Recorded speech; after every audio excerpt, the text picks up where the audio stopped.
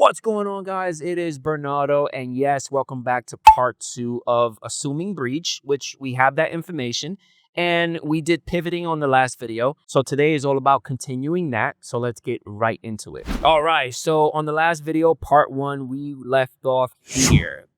This is where we made modifications within our proxy change for config file.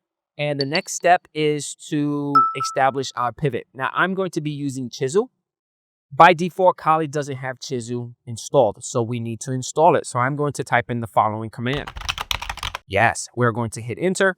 Give it some time. It is going to install, and we're done for now. Now, from here, I'm going to run the following command, and I'm going to hit enter. Now, Chisel could be used in two ways, server and client. For this step right here, we're going to establish the server, and then once we kind of upload our utility within the domain controller, our target, we're going to establish the client. Now from here, I'm going to type in the following. I'm going to create a reverse and I'm going to hit enter. So right now it is listening. A reverse tunnel is enabled, it is listening. So anything that connects to this, it is going to grab it. Now the utility, we need to go into GitHub, which is right here. And you're going to download your flavor. For this example, I downloaded I think the AMD version one. So make sure you download that. I kind of got fancy with it and I went into terminal and used the wget command to download it.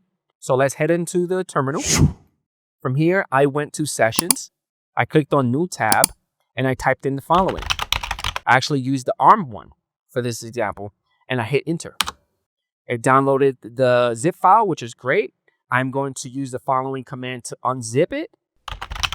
And I'm going to hit enter. I'm going to do a command of ls with a parameter of LAH, hit enter.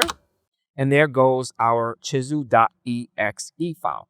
Now, this particular file needs to be uploaded to our target. And I believe in part 1, right? In part 1, we already established our connection to our target. Let's head over to that tab, which is here.